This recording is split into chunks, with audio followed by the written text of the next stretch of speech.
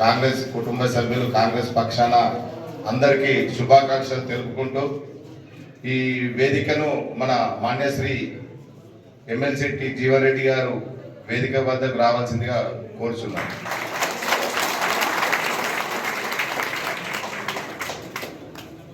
అలాగే వేదికపైకి ఆహ్వానించాల్సింది కోరుచున్నాను.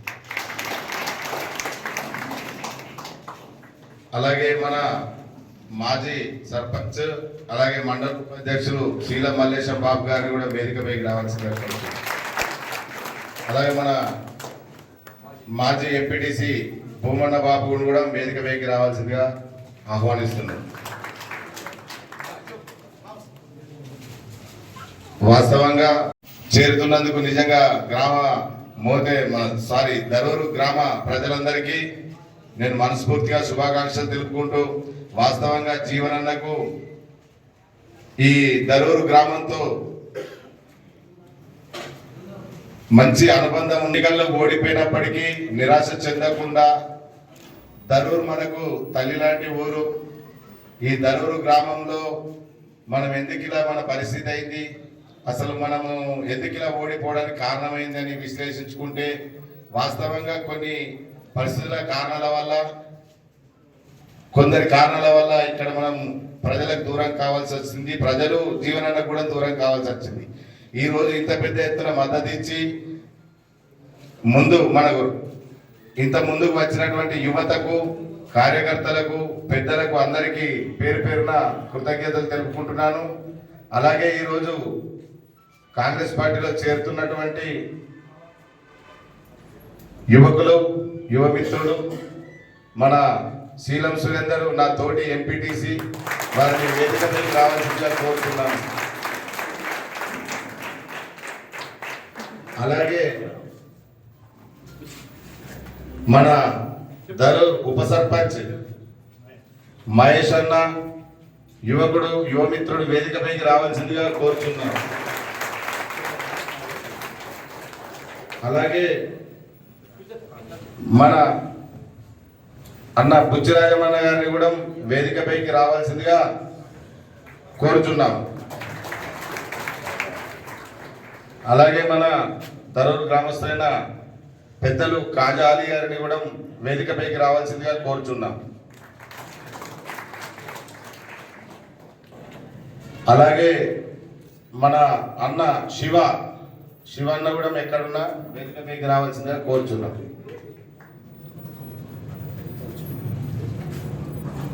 ఇంత మంచి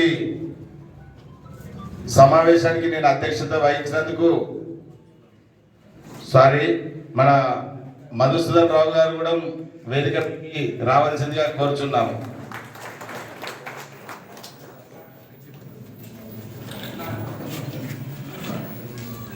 ఇంత మంచి అవకాశానికి నేను అధ్యక్షత వహించినందుకు నేను చాలా అదృష్టవంతుణ్ణి. ఎందుకంటే నా అర్బన్ మండలంలో ఇంత పెద్ద ఎత్తున కాంగ్రెస్ పార్టీలో చేరుతున్నందుకు వాస్తవంగా నాకు చాలా గర్వంగా ఉంది. మీ అందరి రుణం తీర్చుకున్నందుకు జీవనాన్ని ఎప్పుడు ఇంటి ముందే ఉంటాడు.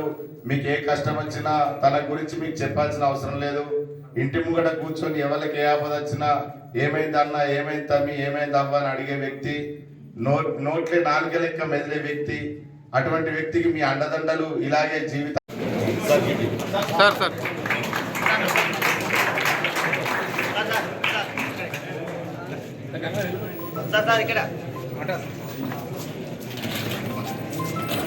ఇక్కడ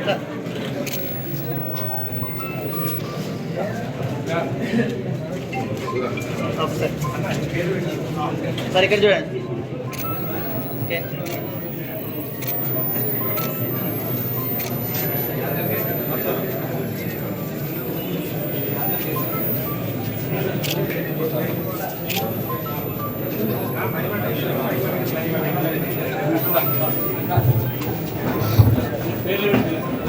ములుగూరి శ్రీనివాసరావు గారు,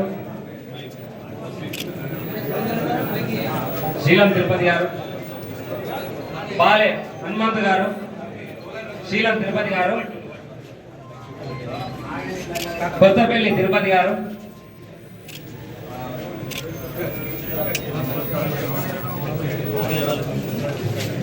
దేశవేణి చిట్టి గారు, గంగాధర్ గారు, దేశవేణి రాజేష్ గారు, శిల్వేది రత్నర్షయ్య గారు, పాపయ్య గారు,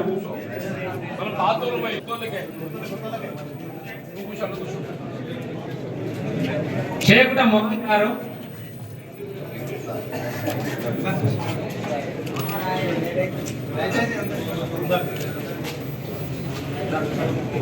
మహేష్ శీలం మహేష్ గారు, ప్రభాకర్, వినోద్ గారు, కొత్తపల్లి వినోద్, దేశవేణి రెడ్డి గారు, దేశవేణి రెడ్డి గారు, ఒకలాపురం ఎర్రయ్య గారు,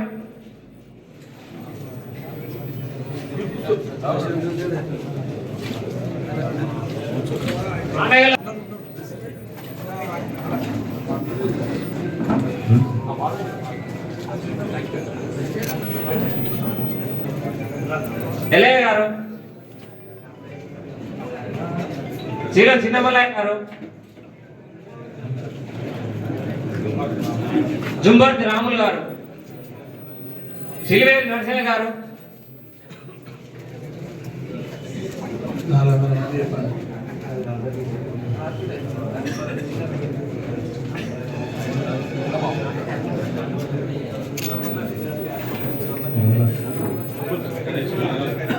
ఆనగల్ల వెంకటేష్ గారు,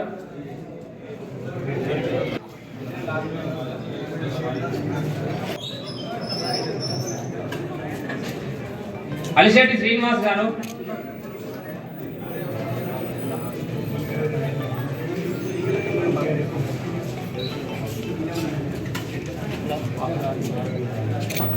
ఆరవేలి రాజన్న,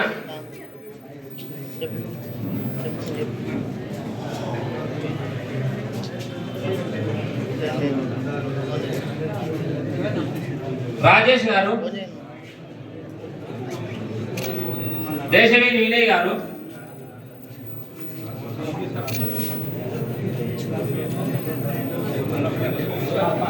లక్ష్మణ్ గారు, వెల్లిషాప్ లక్ష్మణ్ గారు, దేశవేణి నరసయ్య గారు,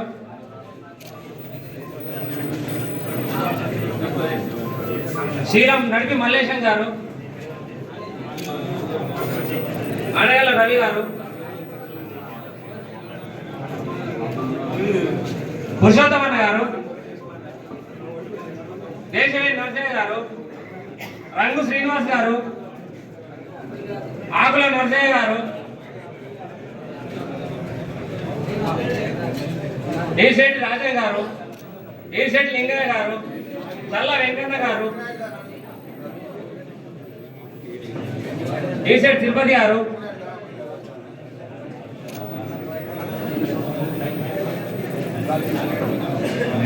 ఎన్నంపల్లి తిరుపతి గారు,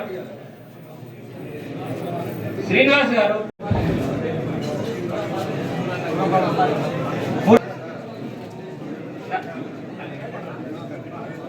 నరేష్ గారు, ఆరవేలి నారాయణ గారు, గురుమూల శ్రీనివాస్ గారు,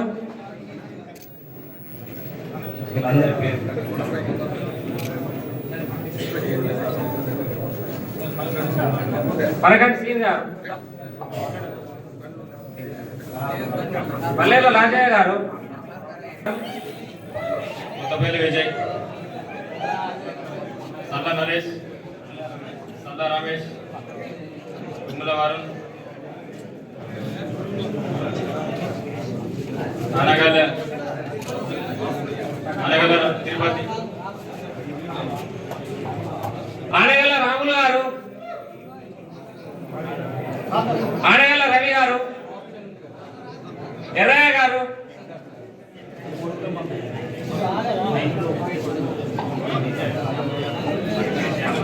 పనకండి శ్యామ్ గారు, దేశవేణి రెడ్డి గారు, శీలం అంజయ్య గారు, అదరవేణి ఆంజనేయులు గారు, అత్తినేని రెడ్డి గారు, అదరవేణి రాములు గారు, మారవేణి గంగారాం గారు, ముప్పునూటి గంగారాం గారు,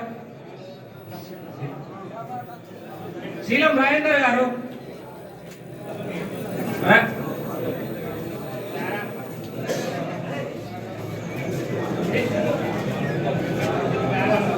రఘు గారు, రఘు ఆలేగంద వెంకన్న గారు, శివ గారు, బాలే శివ గారు, శివ ఆడేళ్ళ వెంకన్న గారు, హౌస్లో శ్రీనివాస్ గారు, అటో శ్రీనివాస్, పరగంటి తిరుపతి గారు, గుమ్ముల సాయి గారు, బైరి రాజశేఖర్ గారు, సిల్వేరి నవీన్ గారు, గుమ్ముల శ్రీనివాస్ గారు, రామకృష్ణ గారు, గుమ్ముల నాగేష్ గారు, గుమ్ముల సత్యం గారు, గుమ్ముల శ్రీనివాస్,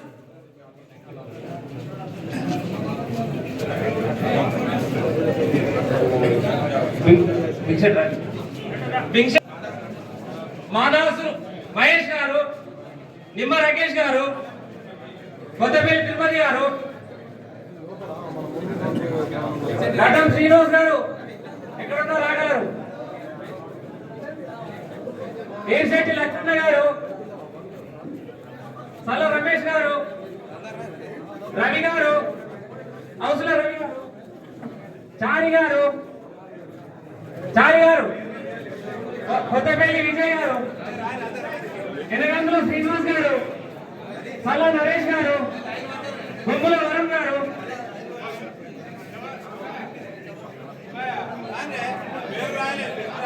శీలం మల్లేశం గారు,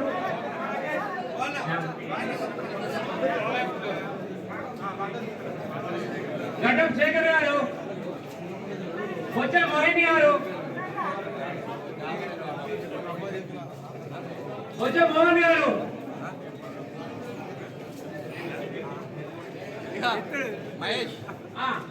పాలోజు భూమయ్య గారు, నిమ్మ రాకేష్ గారు,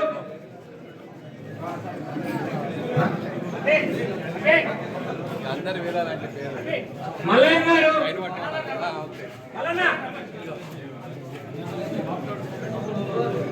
గంగా విజయ్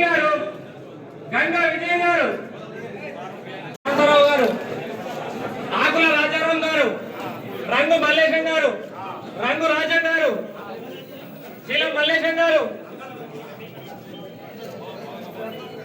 సల్ల శంకర్ గారు, సాక చిన్న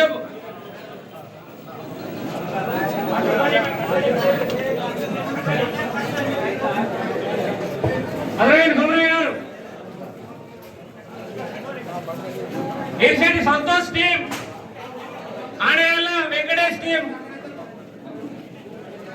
నార్మల్ శిరీష్ టీం, ఇప్పుడు అందరినీ పేరు అల్శెట్టి నారాయణ గారు,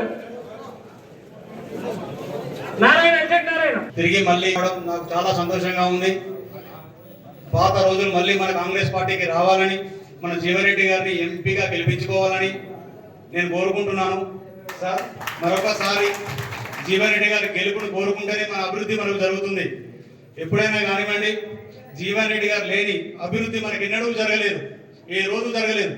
ఎందుకు అనంటే నర్సింగాపూర్ బైపాస్ కానివ్వండి, దరూటు అందరం బైపాస్ కానివ్వండి, ప్రతి బైపాస్కి సారు చేసిందే కానీ తప్ప ఈ కాంగ్రెస్ టీఆర్ఎస్ పార్టీ 10 ఏళ్ల నుంచి ఏమీ చేయలేదు. ఆ రోజు మా ఎలక్షన్ క్యాంపెయిన్కి వచ్చిన సార్ గారు కూడా అదే చెప్పిన, కట్టె మట్టెత్తిపోయలేదు సార్ అని. ఇప్పుడు ఒకటే సార్కి విజ్ఞప్తి చేస్తున్నాం సార్, మా ఊరు చుట్టూ ఉన్న రోడ్లన్నీ దయచేసి మరొకసారి బాగు చేయాలని కోరుకుంటూ, ఇక్కడ బాగుంది కదా సార్, వాగు కాడ కొంచెం ఉష్కే కొట్టుకుపోయి ఇళ్లలోకి వస్తున్నాయి, పొలాలకు ఇబ్బంది అవుతుంది, దాన్ని కూడా మీ దృష్టికి తీసుకొస్తున్నా సార్. దయచేసి గ్రామ ప్రజలందరికీ మీరు అన్యాయంగా భావించకుండా ఈ సభకు వచ్చిన మీ అందరికీ ధన్యవాదాలు. జై కాంగ్రెస్. మన దరూర్ గ్రామానికి కాంగ్రెస్ పార్టీలోకి ఆహ్వానించడానికి ఇక్కడికి వచ్చిన మన పెద్దలు మనందరి అభిమాన నాయకులు ఎమ్మెల్సీ జీవన్ రెడ్డి గారికి మరియు వేదికపై ఉన్న ఇతర గ్రామాల నుండి వచ్చిన ప్రతినిధులకు అందరికీ నమస్కారాలు తెలుపుకుంటూ మరియు మనకు ఈరోజు చాలా సంతోషకరమైన, ఎందుకంటే మనము సంతోషకరమైన విషయం, ఎందుకంటే ఈరోజు మనము ఈ కాంగ్రెస్ పార్టీలో చేరుకున్నందుకు చాలా ఆనందంగా ఉంది. మరియు గడిచిన గత కొన్ని రోజుల్లో మనము వేరే పార్టీలో ఉన్నాము, కానీ ఆ రోజు ఏనాడు సంతృప్తిగా లేము. ఇది మన అందరికీ తెలిసిన విషయమే, ఎవరు చెప్పినా చెప్పకపోకున్నా దీన్ని ఒప్పుకోవాల్సిన విషయమే. మరియు ఈ రోజున మనం ఈ కాంగ్రెస్ పార్టీలో చేరినందుకు చాలా సంతోషంగా ఉంది. సరే, ఏమైనా ఊరు తెలిసి తప్పులు చేసిన పెద్ద మనసుతో మన్నించి మమ్మల్ని తిరిగి ఆహ్వానించి, గతంలో మీరు చేసిన అభివృద్ధి ఉంది తప్ప ఇప్పుడు మాకు అభివృద్ధి లేదు, రానున్న రోజుల్లో మీరే మాకు అభివృద్ధి చేస్తారని ఆశిస్తూ మమ్మల్ని ఈరోజు ఈ కాంగ్రెస్ పార్టీలోకి ఆహ్వానించినందుకు ధన్యవాదాలు తెలుపుకుంటూ అందరికీ నమస్కారం తెలుపుతున్నాను. మరియు పెద్దలు జీవన్ రెడ్డి గారు మరియు వేదికను అలంకరించిన పెద్దలకు అందరికీ నా నమస్కారాలు. నేను ఇన్ని రోజులు కాంగ్రెస్ వాడిని, కాకపోతే బయటపడకుండా నేను ఉన్నాను. నేను ఎటు కాకుండా ఉన్నా, ఇటు కాదు అటు కాదు. కాదు ఈరోజు వారి అచీరంతులు అన్న సందర్భంగా ఇక ఒకసారి వెంటే తిరుగుదామని వారి పని నేను జైలు కావడం జరిగింది. నాకు చాలామంది మిత్రులు ఉన్నారు, వారందరూ నన్ను కూడా ప్రోత్సహించారు, మా సలహాలు తీసుకుంటారు. ఎప్పుడు కానీ ఎట్లా అన్న చెట్లా చెప్పుంది అంటే ఇట్లా ఇట్లా అని చెప్తుంది. ఈరోజు జీవన్ రెడ్డి గారు మనందరికీ పక్షాన వచ్చినందుకు చాలా సంతోషం. ఈ ఊరు అభివృద్ధి చెందింది అంటే జీవన్ రెడ్డి గారే. ఏనాడు ఒక్క పని కూడా జరిగింది లేదు. మళ్ళీ దరూరు మంచి ఆదాయం గల గ్రామం, మరి అలాంటి నిధులు ఎక్కడికి పోయినాయో ఏం కథనో తెలియదు. కానీ పెట్టాలి, మళ్ళీ మనకు మంచి రోజులు కాబోతున్నాయి. జీవన్ రెడ్డి గారు మళ్ళీ ఎంపీ కాబోతున్నారు. 100% అది, మళ్ళీ ఎలాంటి సందేహం లేదు. కావున మీరందరూ అన్యత భావించకుండా ఇలానే కొనసాగాలని, మన ఊరును అభివృద్ధి చేసుకుందామని, ఏ ఒక్కరికి ఎలాంటి అన్యాయం జరగకుండా పెద్దలు జీవన్ రెడ్డి గారు చూసుకుంటారు. మన సురేందర్ గారు చాలా ముందుండి అన్నీ నడిపిస్తారు. కావున అందరికీ మరొకసారి నమస్కారం.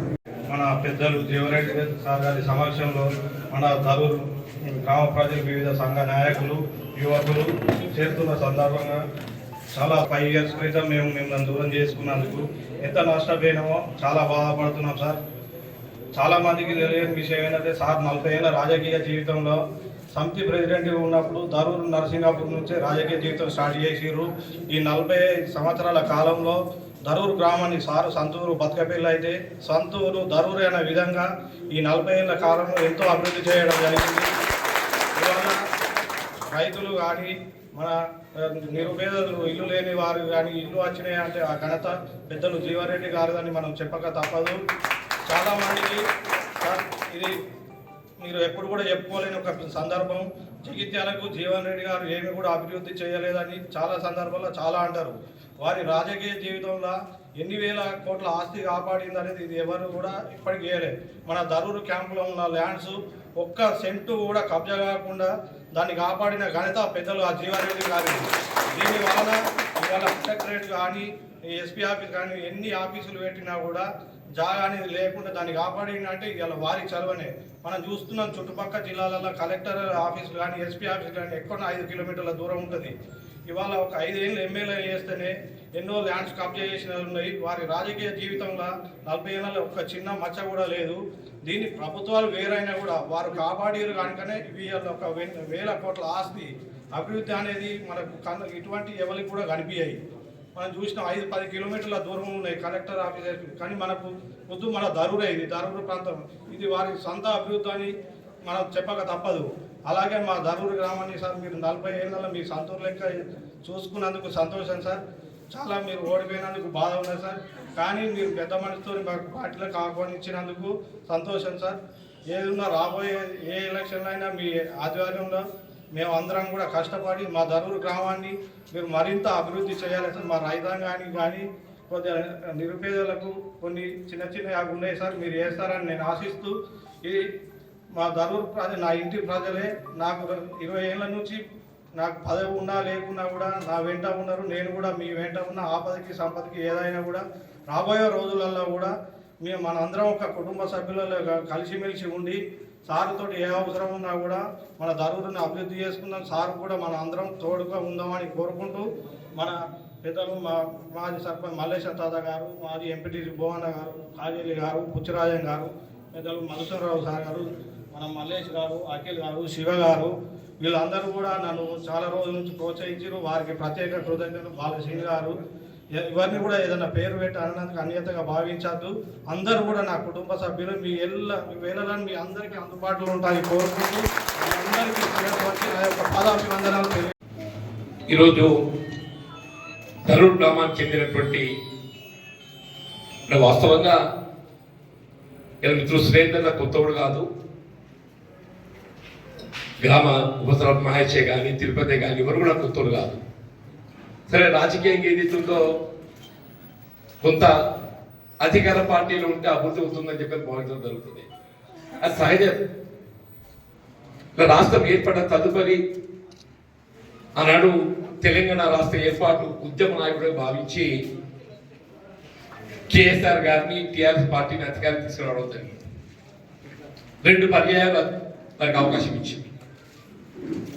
రాష్ట్రంలో ప్రభుత్వం టీఆర్ఎస్ పార్టీ ఉంది. మా గ్రామానికి కావాల్సిన అభివృద్ధి గతంలో ఏ విధంగా జరిగిందో ఈ టీఆర్ఎస్ పాలన కూడా మనం అభివృద్ధి చేసుకోవాలనేటువంటి ఒక భావన తలంపుతోని మన మిత్రులు టీఆర్ఎస్లో చేరడం జరిగింది. అంతే తప్ప ఏదైతుందో నాకు వ్యక్తిగతంగా మీతో ఎవరితో కూడా విభేదాలు లేవే. మీ ఊరికి ఎప్పుడు వచ్చినా కానీ ఏదైతే అందరూ నాకు ఆప్తులుగా చూడడం జరిగింది తప్ప నన్ను భిన్నగా మాత్రం ఇప్పుడు చూసినట్టు దాఖలాలు లేవని చెప్పండి. అలా ముఖ్యంగా ఇప్పుడే సురేంద్ర అన్నట్టు దరూరు గ్రామంతో నాకు ఉన్నటువంటి ఒక అనుబంధం ఈనాటిది కాదు. వచ్చి సగం మంది పుట్టిలేరు అలాంటి. నేను 81లో నేటు 40 సంవత్సరాల క్రితం నేను సమితి అధ్యక్షుడిగా నా ప్రజా జీవితం ఆరంభింపజేసింది మన దరూరు గ్రామంలోనే చెప్పట్టు నాకు ఎవరు తెలియదు. కొత్తూరు పిల్లలకి మా మల్లేశ్వరి గారు అప్పుడు మరిచెట్టు గుర్తుపట్టుకొని వచ్చింది ఇక్కడికి. ఎక్కడ పెద్దవాళ్ళ దగ్గర ఇప్పటి గోడల దగ్గర పాత గోడలు ఉంటుండదు మరిచెట్టు. ఇప్పటి జగిత్యాల నియోజకవర్గంలోని 2 గ్రామాలు దరూరు, నర్సింగాపూర్. ఈ 2 గ్రామాలు మాత్రమే అప్పుడు మల్యాల పంచాయతీ సమితిలో ఉండేది. మీ తన్ని ఏదైతుందో జగిత్యాల పంచాయతీ సమితిలో ఉండేది. నా ప్రజా జీవితంలో ఏదైతుందో నేను సమితి అధ్యక్షుడు పోటీ చేయాలని తలంచినప్పుడు ఇక్కడ శ్రీనివాసరావు గారు సర్పంచ్ పెద్ద భవిష్యత్తు ఇక్కడ లేవు, ఇక్కడ వేరే గ్రామం స్థిరపడ్డారు. అట్లాగే నర్సింగంలో ప్రకాశరావు గారు ఉండేది. ఆనాడు కూడా ఇవాళ ఎట్లయితే మీరందరూ రాజకీయాలకు అతీతంగా నాకు మద్దతు తెలపాలని చెప్పని వాళ్ళ కాంగ్రెస్ పార్టీలో చేరడానికి ముందుకు వచ్చిండ్రో ఆనాడు కూడా ఏదైతుందో నాకు రాజకీయాలకు అతీతంగా యావత్ దరూరు, నర్సింగం 2 గ్రామాలు కూడా అండగా నిలిచి కొన్ని ప్రజా జీవితంలో ఈ స్థాయికి ఎదగగలిగారని చెప్పారంటే మీలాంటి గ్రామాల అండదండలే దానికి నాకు చేరు తెచ్చి చెప్పక తప్పదని చెప్పండి. నేను ఆనాటి నుండి ఈనాటి వరకు కూడా చెప్పండి. ముఖ్యంగా ప్రజా జీవితంలో ఏ ప్రజాప్రతినిధి కానీ గ్రామీణ ప్రాంతం నిరుపేద వర్గాలు, దళితులే కానీ బలహీన వర్గాలే కానీ రైతాంగం, రైతు కూలీలు, మహిళలు, ఆడబిడ్డలు అంటే ఎవరికి వారు సమర్థించుకోలేరో వాళ్ళ గురించి ఆలోచించాలి. గ్రామీణ ప్రాంతంలో ఉండేటువంటి ఒక ప్రజానీకం కొంత నిరక్షరాస్యత, అమాయకత్వం, చట్టం పట్ల పూర్తి స్థాయిలో అవగాహన లేకపోవటం, మరి లభించే హక్కులను పొందడం లోపల ఏదైతుందో అనేక ఇబ్బందులు ఎదుర్కొంటారు. అటువంటి వాళ్ళకి అండగా నిలవాలని చెప్పండి. నేను ఎన్నికల్లో ఆశించిన పెద్ద పొందలేకపోయింది. సరే ఫలితం దైవాధీనం ఎట్లా అట్లా జరుగుద్ది. కానీ గ్రామీణ ప్రాంతం మాత్రం నాకు అండగా నిలిచిందని చెప్పి అంటున్నాను. ఎన్నికల లెక్కింపు కంటే ముందు కూడా టీఆర్ఎస్ లెక్కలు పెట్టుకున్నారు. మరి ఇవన్నీ పల్లెటూరులో మనకు రావు, ఇవన్నీ పక్కన పెట్టుకురా. మన అత్తే లెక్కలు చూసుకొని జగిత్యాల అత్తే మన అత్తది అంటే ఏంటి, పల్లెటూళ్ళ పట్ల ఏదైతే వారికి ఎన్నడూ విశ్వాసం లేదు. గ్రామీణ ప్రాంతం అంతా ఎప్పుడైనా జీవనరెడ్డి గారు నాకు అనిపిస్తుంది. ఎందుకు గ్రామీణ ప్రాంతం జీవనరెడ్డి గంట కనిపిస్తుంది?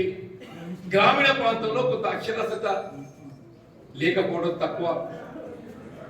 అంతే ఏదైతుందో నిష్కల్మషంగా కల్మషం లేకుండా వాళ్ళు ఏదైతుందో వాళ్ళ కష్టంపై జీవించేటటువంటి వాళ్ళు గ్రామీణ ప్రాంతంలో చెప్పండి. పొద్దున్న లేస్తే ఏదైతుందో వ్యవసాయం ఏం చేసుకోవాలి, ఏ విధులు పెట్టాలి, వచ్చిన పంటలు ఏ విధంగా మనం గిట్టుబాటు ధరకు అమ్ముకోవాలి, కాలు నీళ్ళు వస్తున్నాయా వస్తలేవా, కరెంట్ వస్తుందా వస్తలేదా, ఇట్లా ఆలోచన చేసే తప్ప వేరేలే కాదు. వీళ్ళు కూడా మా కూలి ఎక్కడ దొరుకుతుంది, ఏ విధంగా మా జీవనం కొనసాగుతుంది, ఏ విధంగా మా పిల్లలు చదువులు చెప్పిస్తాం, ఏ విధంగా మనం పైకి పోగలుగుతాం ఆలోచన ఉంటారు తప్ప ఇతరత్ర ఏ విధమైనటువంటి యొక్క వేరే ఆలోచన వరకు ఉండదు చెప్పండి. అదే ధరూరు కూడా చెప్పంటూ నేను శీల మల్లేశ్వర సర్పంచ్ చిన్నప్పటికి చెప్పంటూ నేను, ఎందుకంటే తాత మనోడిద్దరు పోటీ పడ్డాలి. అప్పుడు తాత మనోడు పోటీ పడితే ఎక్కడ పెద్ద మనిషి కాబట్టి మల్లేశ్వరం సర్పంచ్ వాళ్ళు ఇద్దరు ఒకటే ఇల్లు, ఒకటే ఇల్లు. ఇక వేరే వాళ్ళు ఎందుకు రాని అందులో వాళ్ళిద్దరు పోటీ పడ్డా. నాకు ఈ కుటుంబంతో నాకు ఇబ్బంది కాదు, అనుబంధం చెప్పంటున్నా. నేను ఏ మల్యాల పంచాయతీ అంటే చెప్పాను, నేను ఈ శీలములతో ఎదిస్తూ నాకు అప్పటికెళ్ళి కుటుంబంతో అనుబంధం ఉందని చెప్పండి, రైతు కుటుంబాలు కాబట్టి చెప్పండి. ఈ గ్రామం ఏదైతుందో జగిత్యాల నియోజకవర్గంలో మొట్టమొదటి గ్రామమే. ఊరు సొరుదలో ఏదైతుందో ఉన్న గ్రామాన్ని చూస్తారు, ఆ ఊరు చూసి ఏదైతుందో ఈ నియోజకవర్గం పర్వాలేదు బేస్ ఉందని చెప్పారు. కాబట్టి ధరుణ్ ఏదైతుందో అభివృద్ధిలో అగ్రగామిగా నిలపాలని ఒక భావన తలంపుతో ఏదైతుందో నేను ధరుణ్ కావాల్సిన సౌకర్యాలు కల్పించడంలో ప్రాధాన్యత ఇవ్వడం జరిగిందని చెప్పండి. ఈ గ్రామానికి కల్పించిన రోడ్డు సౌకర్యం వాస్తవంగా ఇవి అనుకుంటా అలాగే అయ్యే పనులు అలాగే చెప్పంటున్నాను. నేను అదృష్టం కొద్ది ఆర్ఎండ్బి మంత్రి అయినా, మంత్రి కావడం వేరు, ఆ మంత్రిగా బాధ్యత నిర్వహణలో ఏదైతుందో నా ప్రాంతం నేను ఏం చేయగలుగుతా. బహుశా నేను అనుకున్నప్పుడు ఈ గ్రామస్తులు ఎవరు కూడా నర్సింగాపురం కానీ ధరుడే కానీ ఈవెన్ అంతర్గామ కానీ ఈ కెనాల్ బైపాస్ రోడ్ ఎత్తులో చెప్పి ఎవరు అనుకోలేదని ఎవరు అడగలేదు. అనుకున్నారా మీరు ఎవరన్నా? భవిష్యత్తులో జగిత్యాలపై వాహన లబ్ధి తగ్గాలి. నా ప్రధాన ప్రేమాలోచన చేసిన జగిత్యాలపై పట్టణంపై వాహన లబ్ధి తగ్గాలి. పట్టణంపై వాహన లబ్ధి తగ్గాలి ఏం చేయాలంటే బైపాస్ వేయాలి. ఇలా బైపాస్ కొత్త రోడ్డు వేయాలంటే సమస్య భూసేకరణ. మనం గమనిస్తున్నప్పుడు కరీంనగర్ రహదారి ఏర్పాటు చేయడం అని చెప్పారంటే భూములు కోల్పోయే వాళ్ళకి ఏదైతుందో వాళ్ళు ఎంత ఇబ్బంది పడుతుందో మనకు తెలియదు కాదు. ఏ విధమైన భూసేకరణ లేకుండా శ్రీరామ్ సాగర్ ప్రాజెక్ట్ నిర్మాణ దశలో నిర్మాణం చేసిన కాలువలకు అనుసంధానంగా ఉన్నటువంటి యొక్క ఆ కాలువకుంటే అనుసంధానం కూడా రోడ్డు దాంతో ఏదైతుందో ఆ తాటిపల్లికి వెళ్ళి ఏదైతుందో మన అంతర్గామ మీదకి వెళ్ళి ధరూరుకి వెళ్ళి నరసింగాపూర్కి వెళ్ళి ఏదైతుందో గొల్లపల్లి తిమ్మాపూర్కి వెళ్ళి ఏదైతుందో మన ధర్మపురి రోడ్డు దగ్గర కలిపింది. ధర్మపురి రోడ్డు దగ్గర కలిపింది చెప్పండి. ఆ పొలాస కాలేజ్ అదే ధర్మపురి రోడ్ పొలాస కాలేజ్ దగ్గర కనిపించమని చెప్పండి. ఎవరు కూడా ఊహించలే అసలు ఈ రోడ్ ఇట్లా అవుతుందని చెప్పని. కొంతమంది అన్నారు అప్పుడు అన్నాడు, అరే గిట్టెందుకు ఎత్తుండే ఇక రాజరాజుకి ఎంత మంచిగా కదా అని చెప్పని. నాకు కూడా స్వార్థం ఉంటుంది, నాకు కూడా ప్రజలతో స్వార్థం ఉంటుంది. రాజారం అప్పుడు జగిత్యాలు ఉన్నప్పటికీ కూడా ధరూర్ అనేది ఈ నియోజకవర్గ పునర్విభజన బాగా జగిత్యాలకు వస్తుంది. ఆ చేసేది ఏదైతే ధరూర్ దిక్కు చేస్తే ధరూర్ గ్రామానికి భవిష్యత్తు అభివృద్ధికి అవకాశాలు ఎక్కువ ఉంటాయని చెప్పని నేను ధరూర్ దిక్కు అంత తర్వాత దిక్కేసాను చెప్పండి.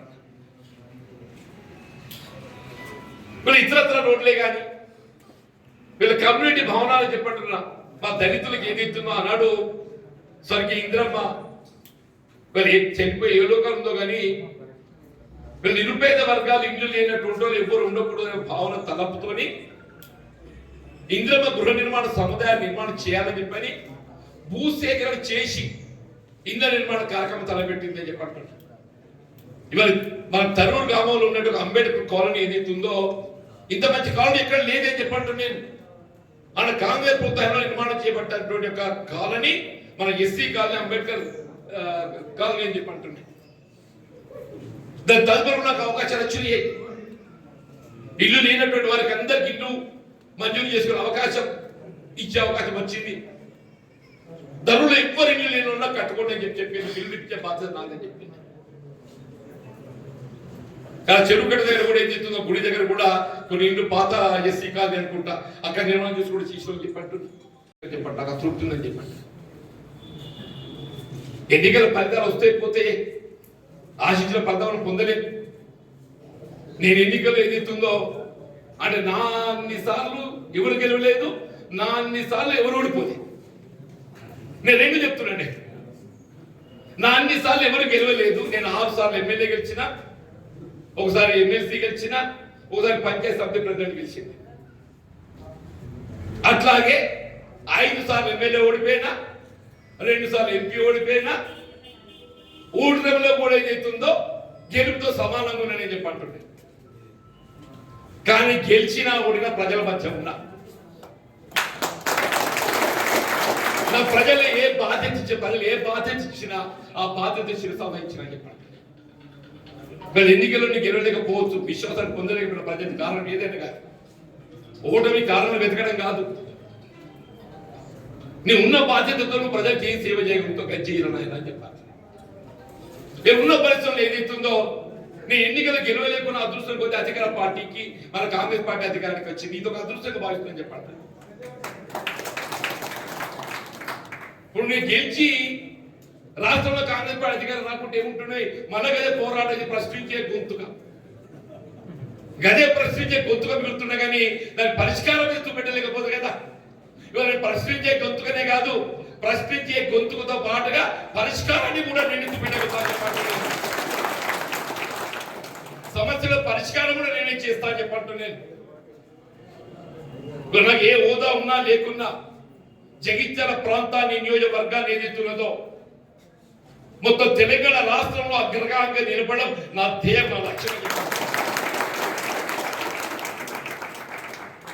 ఈ ప్రాంతంలో రైతాంగం చేయాలి, చెరుకు ఫ్యాక్టరీ మూతపడ్డది. మన ఉమ్మడి రాష్ట్రంలో కాంగ్రెస్ ప్రభుత్వ పాలన ఏదైతుందో రైతాంగానికి వారికి ప్రత్యామ్నాయంగా పంట ఉండాలి అనే భావనతో ఏదైతుందో అప్పుడు చెరుకు ఫ్యాక్టరీ ఏర్పాటు చేసిన మెట్పల్లి ముత్తపేట చక్కెర కర్మాగారం. తదుపరి కాలంలో టీడీపీ ప్రభుత్వ హయాంలో ఏదైతుందో దాని 51% వాటా విక్రయించి తెలంగాణ ఉద్యమం ఇదొక అందులో అంశమైంది. అదే మన ప్రభుత్వ పరంగా ఏర్పాటు చేసుకున్న చక్కెర కర్మాగారం ప్రైవేట్ పరం అయిపోయింది, మనం నిర్వహించుకోవాలని చెప్పని ఉద్యమంలో ఒక అంశమైంది. అందరూ కూడా పేర్కొన్నారని చెప్పి అంటున్నా. అదృష్టంగా తెలంగాణ రాష్ట్రం వచ్చింది. ఇవాళ చక్కెర కర్మాగారం ప్రభుత్వ పరం అయితే మన కేంద్రం అని చెప్పి అనుకున్నాయి. అది ఏందో కానీ దొరగారు ఆ 51% వాటా ప్రైవేట్ పరం ఉన్నదాన్ని ప్రభుత్వ పరంగా చేపట్టవలసింది పోయి ఈ ఉన్న 49% వాటా ప్రభుత్వ కలిగి ఉండి కూడా దాన్ని మూసేసింది. ఈ ప్రాంత ప్రజలకు పెద్ద ఆకాంక్ష అయిపోయింది. అరే ఇక ఉన్న చక్కెర ఫ్యాక్టరీ మూతపడ్డది, వరి ప్రత్యామ్నాయం ఏం పెడదామని చెప్పారు. మన అదృష్టం కాంగ్రెస్ ప్రభుత్వం రాగానే మొత్తం యొక్క డిమాండ్ చెప్పండి. శాసన మండలిలో నేను వెలిగెత్తిన ముఖ్యమంత్రి పక్కబడి కూర్చొని డిమాండ్ చేసిన ఏ అధికార పార్టీ సభ్యుడు కూడా చెప్పంటున్నా ప్రభుత్వాన్ని ఏదైతుందో ఇంకో మాకు ఇది కావాలని అడిగట్టి ఆఫీసులు పోయి అడుగుతాం, పని చేసుకుంటాం. శాసనసభలో మండలిలో జాగ్రత్త పడ్డాం. నేను చెప్పిన సీఎం గారితో మనకు అవకాశం వచ్చింది, మన ఎన్నికల్లో వాగ్దానం చేసినాం, ఈ చక్కెర కర్మాగారాన్ని పునఃప్రారంభం చేసే బాధ్యత మనపై ఉందని చెప్పాను. దానికి ఇవాళ ఏదైతే కమిటీ వేసినాం, మీకు సంవత్సర కాలంలో ఏదైతుందో ఈ చక్కెర కర్మాగారం పునఃప్రారంభం కాబోతుందని చెప్పిన ఎప్పుడైనా రైతుల పక్షం నిలబడతానే. నేను కాపుదాల కొన్ని నాకు ఎత్తు ఉంది, వ్యవసాయం ఉంది, మీరు అందరూ అవమానపడతారు, నిజంగా నీకు ఎట్లున్నాయని చెప్పాలి. నాకు నిజంగా ఎట్లున్నాయని చెప్పంటున్నాను. అందరూ ట్రాక్టర్తో దుంటారు, నాకు ట్రాక్టర్తో కూడా ఏదైతుందో నాకు గడ్డిదారు కొట్టిన గొర్రెలు ఉన్నాయి, గుర్రకు గడిదారు కొట్టుకుంటాను కోసం 2 ఎడ్లు కచ్చలు కొట్టుకున్నా. ఇప్పుడు కొండగా నాకు ఎట్లున్నాయి కచ్చలు ఉన్నాయి చెప్పండి. నేను ఎందుకు సరిగ్గా వ్యవసాయం చేస్తాను ఏమవుతా నేను తింటాను చెప్పాను కాదు. నేను ఒక రైతుగా అందులో ఒక లోటుపాట్లు సమస్యలు తెలవాలని చెప్పంటే నేను వ్యవసాయం సొంతంగా చేస్తేనే ఆ కష్టం నాకు తెలుస్తుందని చెప్పి నేను వ్యవసాయం చేస్తున్నాను చెప్పండి. దాన్ని ఏం మిగులుతా చెప్పాను కాదు. రైతు నిజంగా ఏం మిగులుతారని లెక్కలు పెడితే ఏం లేదు మిగిలేదు. ఒకటే అన్నట్టు ఆ భూమి మాత్రం మిగులుతుంది. ఏదైనా భూమి మిగులుతుంది, దాన్ని కాపాడుకుంటున్నాం మనం. వ్యవసాయం చేసి ఏం చేస్తున్నావు చెప్పినా కన్న తల్లి అంటే భూమిని కాపాడుకుంటున్నాం అని చెప్పంటున్నాం. ఈ వ్యవసాయం చెప్పినా అది ఏమవుతుందో తెలియదు, ఎవరు కాపాడుతుందో తెలియదు. రైతుల పరిస్థితి అట్లా ఉందని చెప్పంటున్నాను. నేను మద్దతు ధర గిట్టుబాటు కావటం లేదు. ఆ మద్దతు ధర కల్పనకు ప్రభుత్వం ప్రకటించే మద్దతు ధర రైస్ మిల్లర్ దోపిడీ చేస్తున్నాడు. చుండకాయ ఇది దోస్తున్నాడు చెప్పంటున్నాడు. నిజమాబద్దమే. నేను ఆనాడు రైస్ మిల్లర్తో కొట్లాడినా ఇలా ప్రభుత్వ పక్షాన ఉండి కూడా రైస్ మిల్లర్ దోపిడీ అధికారులు 1 లక్ష్యంతో నేను ముందు వస్తున్నాను చెప్పంటున్నా. రేపు రాబోయే కాలంలో అది ఏ పంటే కానీ చెప్పంటున్నా రైతాంగాన్ని ప్రభుత్వ మద్దతు ధర పూర్తి స్థాయిలో ఏ ధర కోతలు లేకుండా కల్పించే ఒక బాధ్యత నేను తీసుకుంటా చెప్పండి. ప్రభుత్వ కార్యక్రమాల ప్రకటన కాదే, అవి అమలు ప్రధానం చెప్పండి. మొన్న ఎన్నికల్లో కాంగ్రెస్ పార్టీ 6 వాగ్దానాలు చేసింది. అంత వచ్చి 45 రోజులు అవుతుంది అధికారానికి వచ్చి. ముఖ్యంగా నిరుపేద వర్గాలు టీఆర్ఎస్ ప్రభుత్వం ఏదైతుందో కాంగ్రెస్ అంతా పెన్షన్ ఇయ్యేది. ఈ పెన్షన్ అలా ముట్టించినారు. పెన్షన్ అనేది పెరుగుతున్న నిత్యావసర వస్తువుల ధరలకు అనుగుణంగా ఆ మొత్తం పెరగాలి. ఒకప్పుడు 75 ఉండే తర్వాత 200 అయింది, 200 పోయి 1000 అయింది. అందులో 1000 ఇవ్వాలని చెప్పాను. తర్వాత నేనే 2000 గుట్టించిన రాయకల్లో. ఇదే కేటీ రామారావు ఏదైతుందో జీవన్ నాడు ఏదంటే మాట్లాడతాడు అని ఏడికెళ్ళిస్తాడు అని చెప్పాను. 4 వద్దులు ఆయన అబ్బ కొరకు ఇదంటే పోతున్నారు అని చెప్పని నేను 2016 ఇస్తాను పాట పాడాలి. నేను ఆ పాట వింది ఆ పాట గెలిచి నేను మొన్న పాట పాడినా 2016 కాదా నేను 4000 ఇస్తా అని చెప్పిన. బరాబర్ చెప్తున్నా. నేను నీకు ఉగాది నాటికి రాబోయే బడ్జెట్ లో అడుగుతున్న టీఆర్ఎస్ ఇంకెప్పుడు ఇస్తావు అని చెప్పినారు. ఆవురం ఆయన నడితే నీ బడ్జెట్ నడుతుంది, ఆ బడ్జెట్ 2 మార్చి కింద ఆ బడ్జెట్ మొదలైతే చెప్పండి. నేను బరాబర్ ఏళ్ళ 1 దినం కోసం ఎన్నిక కాదని నేను 5 ఏళ్ల కోసం ఎన్నికైన ప్రభుత్వ కాంగ్రెస్ పార్టీ. మీ ఎన్నికలో చేసిన వాగ్దానానికి అనుగుణంగా ప్రతి పెన్షన్ లబ్ధిదారులకు 4000 రూపాయలు ఇప్పించే ఒక బాధ్యత నేను తీసుకున్నా చెప్పండి. నిరుపేద వర్గాలకు ఇంటికి తెచ్చుకో 200 ఉచిత విద్యుత్తు ప్రతి ఇంటికి 200. అందుకే మన ధరల చాలా మందికి 200 పైన ఉంటుంది, 12 మంది 200 లోపల ఉంటుంది. ఈ 12 మంది 200 యూనిట్ల లోపల ఉండే వారికి అందరూ కూడా ఏదైతుందో మీకు రేపు రాబోయే మాసం దగ్గర కరెంటు బిల్లు మాఫీ అవుతాయి. సిలిండర్ కాంగ్రెస్ ప్రభుత్వం యూపీఏ ప్రభుత్వం ఉండగా 400 రూపాయలు ఉన్నాయి. నేను ఎంత పేద చెప్పే మోడీ గారు ఏదైతుందో దేశం వెలుగుతుందని చెప్పిండు. మన పొయ్యి మాత్రం ఆర్పే ప్రయత్నం చేస్తుంటాం. 1200 చేసిండు దాన్ని. మరి ఈ వెలిగే దేశంలో గ్యాస్ ధర ఎందుకు పెరుగుతుంది? ఈ వెలిగే దేశంలో పెట్రోల్ ధర ఎందుకు పెరుగుతున్నది? ఈ వెలిగే దేశంలో డీజిల్ ధర ఎందుకు పెరుగుతున్నది? మన ట్రాక్టర్కి ఏం పోతాం, డీజిల్ పోతాం. నిజమా పోతామే? మనం కొనుక్కునే నిత్యావసర వస్తువులని రవాణా ఎట్లా చేస్తారు? లారీ ట్రాన్స్పోర్ట్ చేస్తారు. అందులో ఏం పోతావు? డీజిల్ పోతాం. మన వాహనాన్ని పెట్రోల్తో నడుస్తాయి. ఒకప్పుడు ఏదైతుందో ఇదంతా అంతర్జాతీయ స్థాయిలో క్రూడ్ ఆయిల్ పై ఆధారపడి ఉంటుంది. అంతర్జాతీయ స్థాయిలో క్రూడ్ ఆయిల్ పై ఆధారపడి ఉంటుంది. 10 ఏళ్ల కింద దేశంలో కాంగ్రెస్ ప్రభుత్వం అధికారం ఉన్ననాడు $105 ఒక డ్రమ్ ఏదైతుందో క్రూడ్ ఆయిల్ ఉన్ననాడు పెట్రోల్ 70-75 రూపాయలు ఉంటే డీజిల్ 50-55 రూపాయలు ఉండే 10 ఏళ్ల కింద. ఇలా క్రూడ్ ఆయిల్ ఏదైతుందో 80 రూపాయలు అయింది. 70-80 రూపాయలు క్రూడ్ ఆయిల్ ధర దిగింది. క్రూడ్ ఆయిల్ ధర దిగితే మరి డీజిల్ పెట్రోల్ దిగతే దిగిందానే. పెట్రోల్ ఏదైతే 110 రూపాయలు అయితే డీజిల్ ఏదైతుందో 99-100 రూపాయలు అయితే చెప్పంటున్నా. ఎక్కడ 55 రూపాయలు, ఎక్కడ 100 రూపాయలు అని చెప్పంటున్నా. ఈ 45 రూపాయలు ఎక్కడ పోతుంది? ఎవరి జేబులోకి పోతుంది? ఎవరి మీద భారం పడుతుంది? సామాన్యుడి మీద భారం పడుతుంది. గ్రామీణ ప్రాంత నిరుపేద వర్గాల రైతాంగం రైతు కూలీలపై ఈ భారం పడుతుంది. ఎవరి జేబులో పోతుంది? వీళ్ళు ఆయిల్ కంపెనీల జేబుల్లో పోతుంది. ఆయిల్ కంపెనీల జేబులో పోతుందని చెప్పండి. మీరు ఒకసారి గూగుల్ కొట్టుండ్రు. నాకంటే మీరు తెలియదు రేపు చదువుకున్నాడు అదేంటన్నా కొట్టరాదు. అది ఈ టెలిఫోన్లు వచ్చినాక పొలాన్ని బాగా నేర్చుకున్నది. అది ఎట్లా కొట్టుడు? నీకు ఈ సంవత్సరం ఏదైతే ఆయిల్ కంపెనీలో 75,000 కోట్ల లాభాన్ని ఆర్జించిన 75,000 కోట్లు అని చెప్పండి. ఆయిల్ కంపెనీలో 75,000 కోట్ల లాభాన్ని ఆర్జించినాయి. ఎట్లా ఆర్జించినాయి? సామాన్య ప్రజానికంపై ఏదైతుందో భారం వేసి ఆయిల్ కంపెనీలు 75,000 కోట్లు ఆర్జించినాయి. నిజామాబద్దమే. మరి దేశం ఎలుగుతుంటే నువ్వు గరీబుని పొట్టగొట్టి ఆయిల్ కంపెనీ కడుపు నింపుతుంది. మనకి ఎరగనా? అది ఎక్కడో పుట్టింది. అది ఎక్కడ పుట్టింది కాదు నాయన, ఎక్కడ పుట్టినా రైతాంగాన్ని రుణమిత్రులు చేయాలి. రైతులకు తోడ్పడే భావంతో ఏదైతుందో మొత్తం దేశంలో మొత్తంగా వ్యవసాయ రుణాలన్నీ కూడా ₹1,00,000 మాఫీ చేసిన ఘనత అంటే కాంగ్రెస్ పార్టీ సోనియా నాకు కూడా మాఫీ అయిందని చెప్పంటున్నా. సకాలంలో చెల్లించిన రైతుకి ఏదైతుందో 5,000 ప్రోత్సహించడం చెప్పంటున్నా. నేను అడుగుతున్నా మోడీ గారిని, మరి అటు సోనియా గాంధీ గారు ఏదైతే దేశంలో ఉన్న రైతాంగాన్ని రుణమిత్రులు చేయాలని చెప్పని మొత్తంగా ₹1,00,000 రుణమాఫీ చేసింది. నువ్వు ఎందుకు చెప్తలేదే? దేశంలో 140 కోట్ల జనాభాలో 100 కోట్లు గ్రామీణ ప్రాంతం రైతాంగం రైతు కూలీలు చెప్పిన మనం చాలా చేద్దా. అదే అదాని అంబానీ లాంటి వాళ్ళ కొరకు ఏదైతుందో 14 లక్షల కోట్లు మాఫీ చేసిందా? 14 లక్షల కోట్లు మాఫీ చేసింది. దేశంలో ఉన్న బడా పెట్టుబడిదారులు వ్యాపారస్తులు వెళ్తుంటారో అదాని అంబానీ లాంటి వాళ్ళ కొరకు 14 లక్షల కోట్లు మాఫీ చేసిండు అంటున్నాను. ఏ పెద్ద పెట్టుబడిదారుల కొరకు 14 లక్షల కోట్లు మాఫీ చేసినవో మరి గరీబుల రైతుల కోసం ఒక 4 లక్షల కోట్లు ఇస్తే అయిపోతుంది కదా. అందరూ రుణమిత్రులు 5 కాకపోతున్నాయి.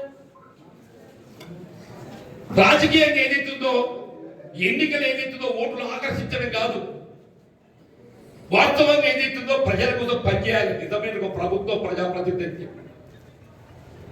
వాళ్ళు ఏ పార్టీ అని కాదు, ఏ పార్టీలో ఉన్నా నా జీవితకాలం ప్రజల కోసం పనిచేయడమే నా బాధ్యత భావిస్తా చెప్పండి. వాళ్ళ మిత్రులు శ్రీధర్ గారు కానీ వాళ్ళ మిత్రులు సహచరులు అందరూ కూడా చెప్పంటున్నారు. ఎన్నిక పోయిందే వ్యవసాయం చేతో పంట పోతాయా? వ్యవసాయం విడిచిపెడతావా? అవునే పంట రాలవాన బట్టి పోతుంది, విడిచిపెడతావా? మళ్ళీ ఎత్తు వ్యవసాయం బట్టి మళ్ళీ దుంచి మళ్ళీ వ్యవసాయం చేస్తావా? చేయవా? పంట పోయింది ఏమవుతుంది? పోని మళ్ళీ ఇతర పెడతా చూస్తా బరాబరి. పోయింది పంట పోని పోయిన పంట రాబట్టుకోవద్దా? నేను మిత్రులు అనుకున్నాడు దాని పాప జీవరెడ్డి అన్యాయం అని చెప్పి సరే నాకు కొంత